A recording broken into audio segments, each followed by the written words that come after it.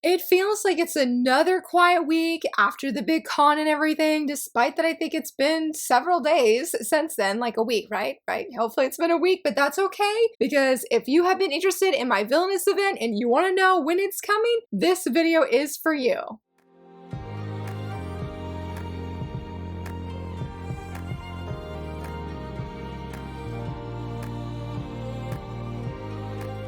Hello friends, happy Monday. So very excited that you're here. So excited to talk about all of these more anime related news, I feel like, than manga news. I talked about last week all of the different manga things, and I decided to save the anime stuff, and I honestly thought that there was a lot more than what I have, but apparently no.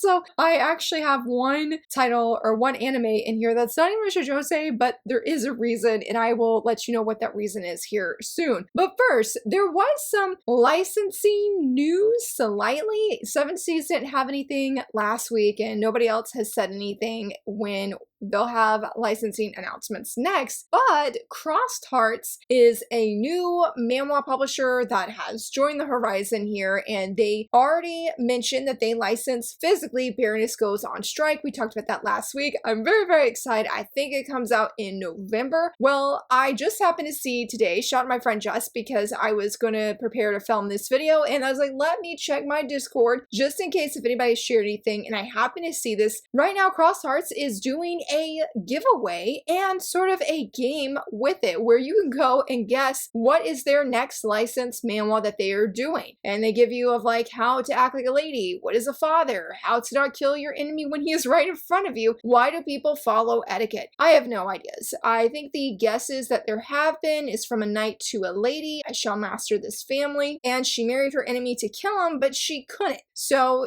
go leave your guess, because it says the first 3 readers to guess correctly will win a free copy of Volume 1 once it's out, which is really exciting. So that was the only like license thing that I saw. The Manga, they did have a new series that they announced. It's going to be on their website. Well, and slash app, I should say, and that is That Wolf Boy Is Mine. I was really excited to see this on the app because while I do own this physically, and I do even have a video review on it because I really love Yoko Onogiri's work, this is probably my favorite one that's actually by her. I have reread it at least twice from start to finish, and honestly, it has good memories with it because my husband encouraged me to get this because I didn't really have plans to get it, and I feel like this was like my introduction to a world that was contemporary romance but also had fantasy elements, and I was hooked. I was absolutely hooked. So I was really excited to see that on there. And not only that, but Manga mentioned from, so a while back they did a thing where you could submit letters or send letters to your favorite creators that are on Manga. You could do it was just digitally, but you could also like upload artwork for them to give to them. Well, of course I took advantage of this because I needed to tell the creator of Glass with a Chance of Delinquent that I love her series so much. Much squealing, much fangirling was in my letter, and so I am just so happy that they are bringing this back forever, that this is a opportunity. Like, you don't have to wait once a year or don't even get the opportunity again. No, you could do this anytime. I mean, as long as you have Manga available in your country, even if you don't even read on there, like for example, because it's the first one that came to mind, Yakuza Fiance. Am I saying that right? Do I have the right title? I hope I do. I'll leave the cover here. But like, I know several friends who absolutely love this series, and even if they don't read on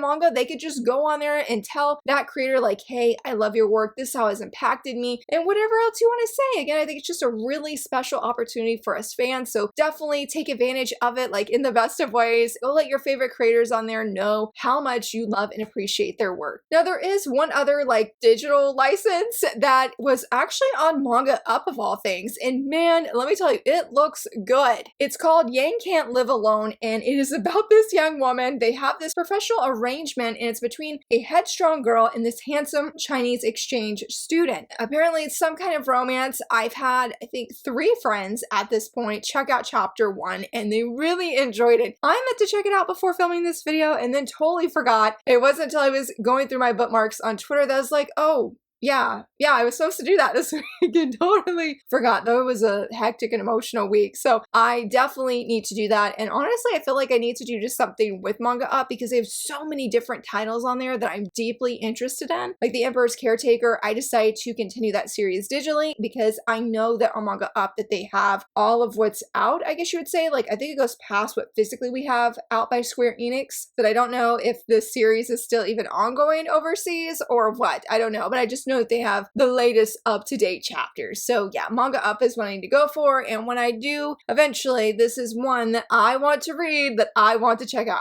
Now for this next little bit of news, I know I have been talking about it for, what, 2-3 weeks at this point, but please, I'm going to talk about it again, and that is that Glacier Bay still has her Kickstarter. It is ongoing. As of filming this video, there are 12 days left. It's so close to reaching its goal. It's at $50,000 with the goal being $60,000. So hopefully we will get there. There's a josei manga that I'm deeply interested in called True Blue Never Fades Away, or Never Fades, excuse me, and I'm so stoked for it, and I just truly hope that the full Kickstarter is fully funded so that we can get it. And more manga related news, though I guess it's not, well yeah, it would be, but hopefully there's an anime on the horizon, and that is that Choking on Love has their own official Twitter account. I was so stoked to see this, and I love how people were like, this is a sign that it's getting anime, which I'm 100% on board for that, okay? Like if it does, yes, I will be here, I will be seated. I'm very, very thankful. No, I don't think my copy of Choking on Love has shipped just yet, but I'm thankful that eventually will ship because I do have my pre-order locked in for it. It is one of my most anticipated releases of September, which I talked about that recently. Cannot wait to see what happens in this volume. I will also say, if you're on Instagram, the band that Gaku is part of, they have their own Instagram account, and they have been sharing art, and I've really liked how they've been sharing their signatures, and I have just enjoyed it for that reason alone.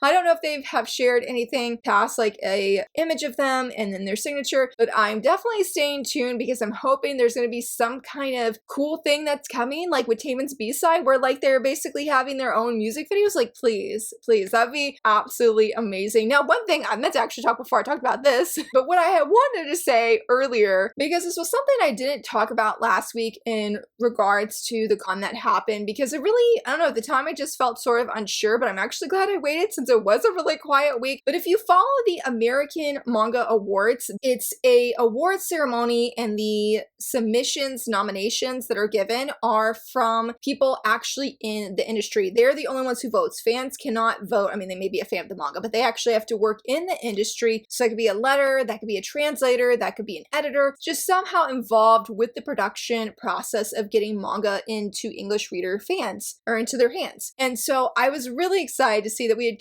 2 different shoujosei titles that won. One of them won for the best translation, and that was by Minami, and she translated the Otoku Love Connection, and I was so excited for her. I mean, I didn't recognize her name at first, but then when I went to her Twitter account, I was so stoked because she is an actual mangaka in Japan, and I have so desperately wanted her work available in English because it just sounds good, it looks good. So knowing that she says that she is a award-winning translator and a pro mangaka, what a high honor this is, and I still need to read this one. It was on my most anticipated list. I actually even have it. You can't see it, but I actually do have it, and I just haven't read it yet. I was, again, so very, very excited for her, and not only that, but Tamaki and Amane, this is a one-shot manga, and it won for best one-shot manga. Like, congrats, Yen, and to the team that worked on this. I believe this is by the same creator that did Oku, which is a really popular josei series. I know that we have an anime of it. If you're interested in one-shot manga, and honestly, maybe I should check it out because, you know, sometime over the summer when life was crazy, I actually did a top 5 Wednesday video talking about one-shot manga that I would recommend. So I need to see if my library has this because I've heard glowing things about it. I know several people have said with one of the stories that they have actually cried. So I guess I need to have my own tissues ready. But if you're looking forward to that anime news that I mentioned, we have several, and one of them, this was confirmed several weeks ago, and I was just sort of waiting.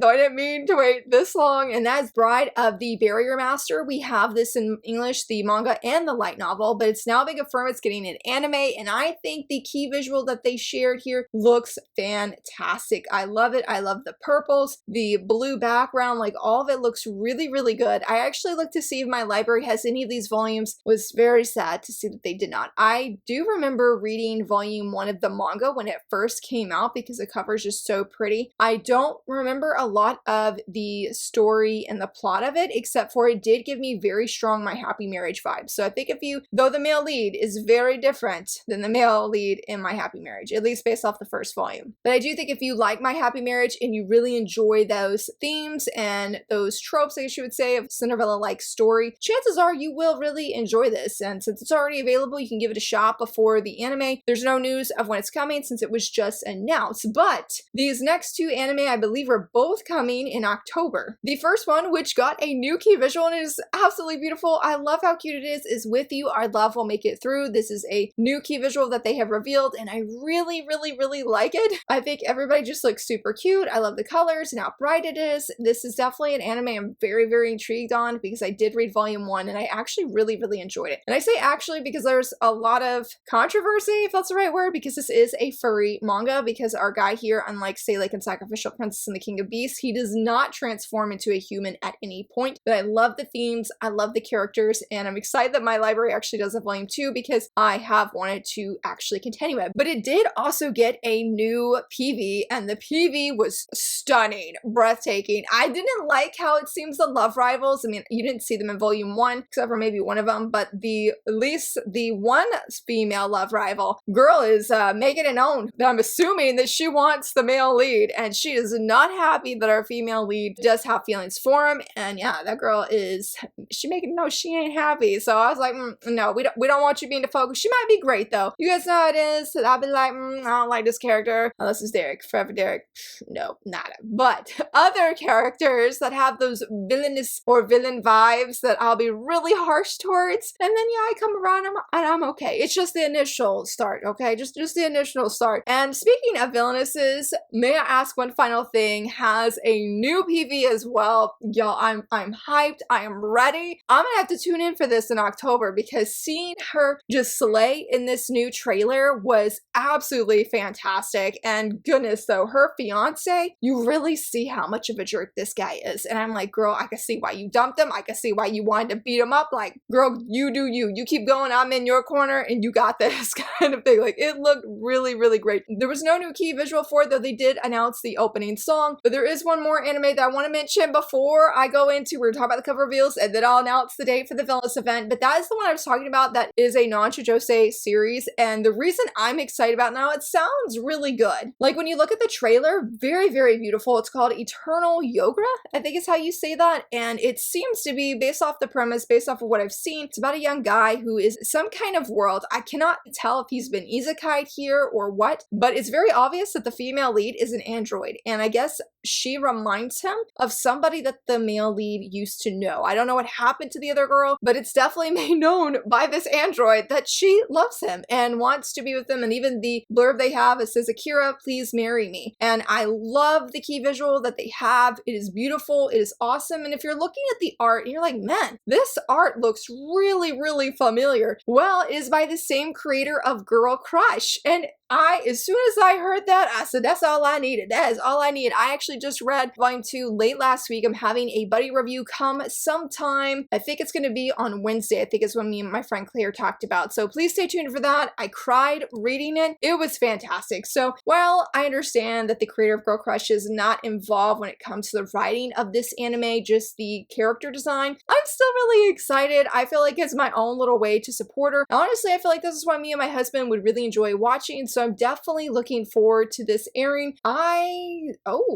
It says the prologue of the story, episode 0, will air on September 25th. So is this coming out this year? I honestly just assumed that it was going to be coming. Yeah, it says episode 0 starting the 25th. I don't know if anybody's picked it up or anything. We'll say this is by the animation studio PA Works, which is also the animation studio of Skip and Loafer. So if you did like the animation of Skip and Loafer, chances are you might enjoy the animation of this. So I guess we're going to be determined to see if we hear any other news news on this, and if anybody has officially picked it up, hopefully so, because I'm really intrigued and want to see more, see what this series is about, or what this story is about. And before I announce that Villainess date, we have 3 different cover reveals that I want to talk about with you friends, and the first one being a Kodansha one called Perfectly Fine, So My Fiance Can Twist in the Wind. I am obsessed with this cover. It is beautiful. I love that gradient back there with the blue, purple, and pink. Stunning, beautiful. I was really excited when Kodansha announced this and licensed it because my friend Phantom put it on my radar, and then I read more about it, and I said I'm seated because she is engaged to her fiance, but her fiance for whatever reason is just ignoring her, not loving her, caring for her, and so she decides, you know, I'm just gonna live on my own kind of thing, you know, I'm gonna do me and just find my own happiness. And as she's finding this happiness by herself, people start noticing like, wow, she's really happy. So much so that her fiance has noticed as well, and I'm assuming he is wanting her back, but I'm also assuming she may not want to come back even if the engagement's not broken. I am seated, I am intrigued, especially when I saw this cover. I know I shouldn't be influenced, but it definitely was like, yes, I definitely need it just for the cover alone. And this next one by Eyes Press, The Villainess is a Marionette, Volume 3, is equally stunning. I love this green. I believe this is the brother that is on the cover, and I think he looks fantastic. This is a series I definitely need to catch up on. I